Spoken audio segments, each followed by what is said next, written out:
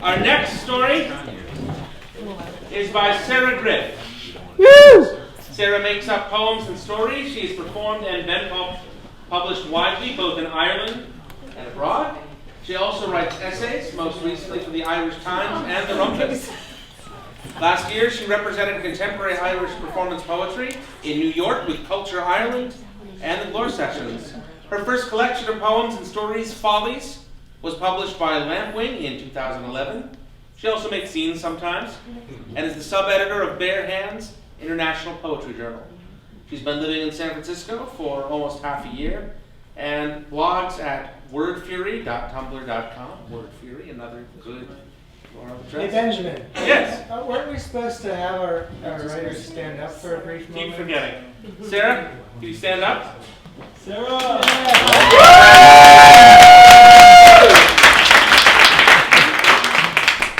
Tonight, her story, Kitchen Blinding, will be read by Gray. Ladies and gentlemen, Gray reading Kitchen Blinding by Sarah Griff.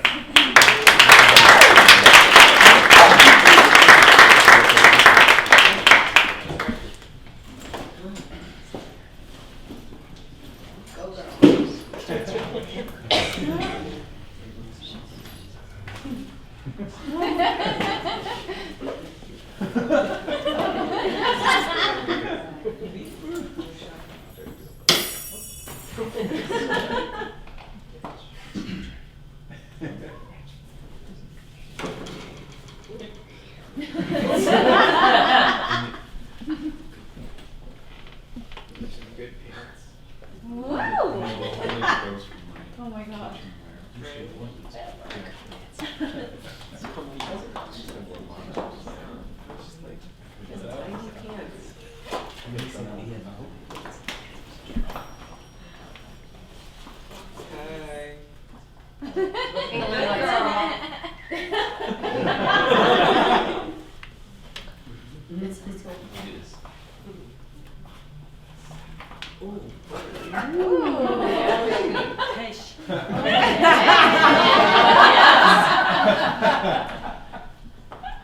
Oh yeah.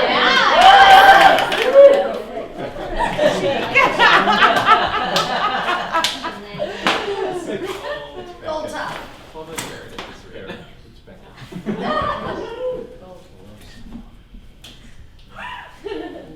Yes!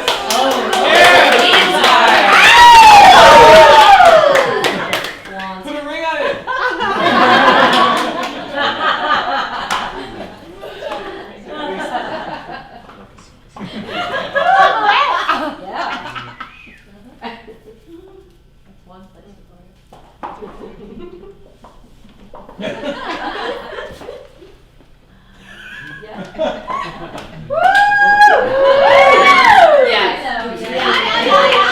You can do no wrong. I like it the most.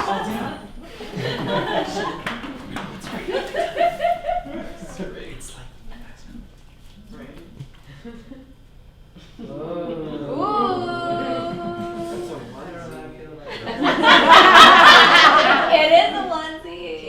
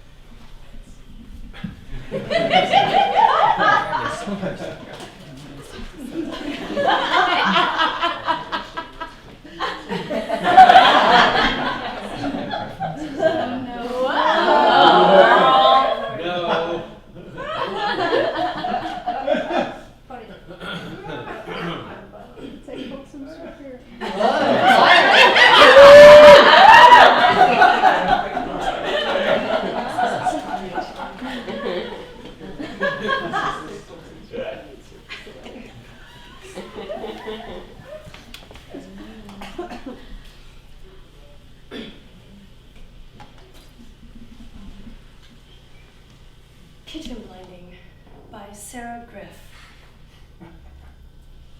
There is a fat, spherical little bumblebee on the windowsill. As she waits for the kettle to boil, she lowers her head and thinks to herself, "Oh, what a lovely coat he has.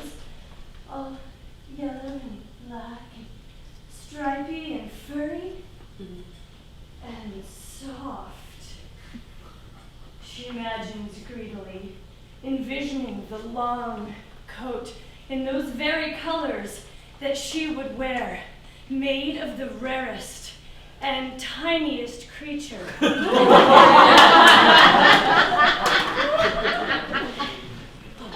Bumblebee fur coat. A bumblebee fur coat. Oh, a bumblebee fur coat. Oh.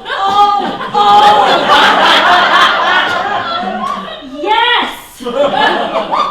Oh. Yes. Oh. Yes. It's now, well, yes, thousands were killed. But this truly is an impeccable piece of clothing. Revolutionary. Revolutionary. Very much so. It's art. Art, you say? I have to agree.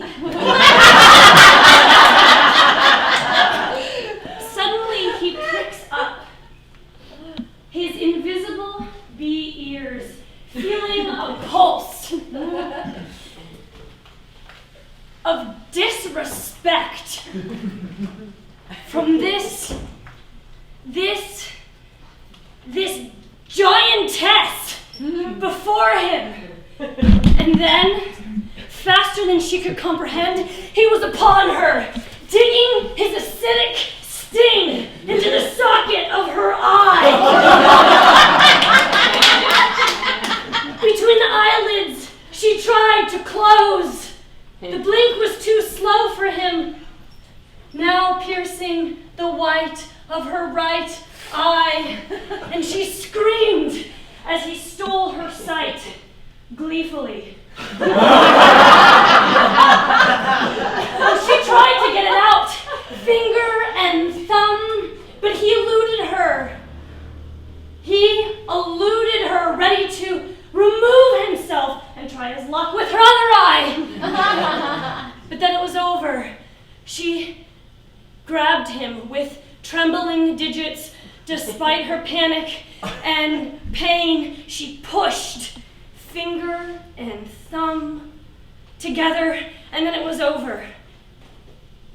But her eye was stung nonetheless, and she never saw it again. She never saw out of it again. Never saw out of it again. Out of it again.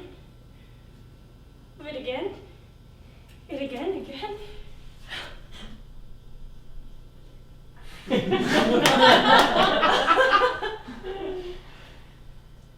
The kettle was boiled by the time it was over.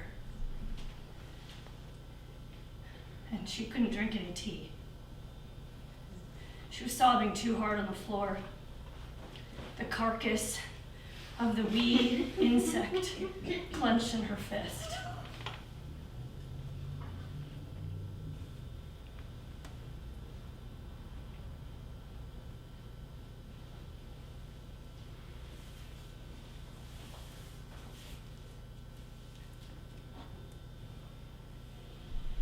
She took to wearing a patch over her useless eye, and was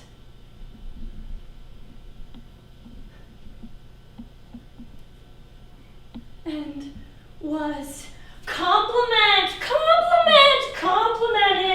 on it by all the movers and shakers in her scene, and there were times when she nearly thanked the bee. Nature's fist gave me this black, blind eye. And you know, I must admit, it is rather stylish.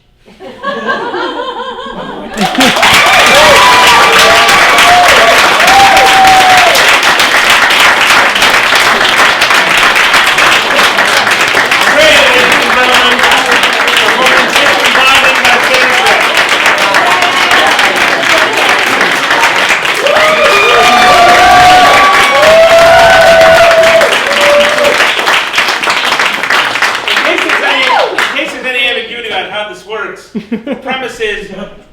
stories from the writers. We give them to the actors. We let them do their thing. We have no idea what they're going to do either.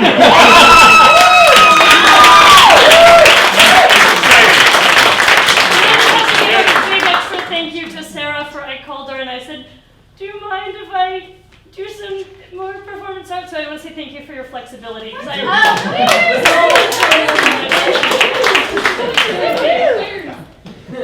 When it works, it works. Yes.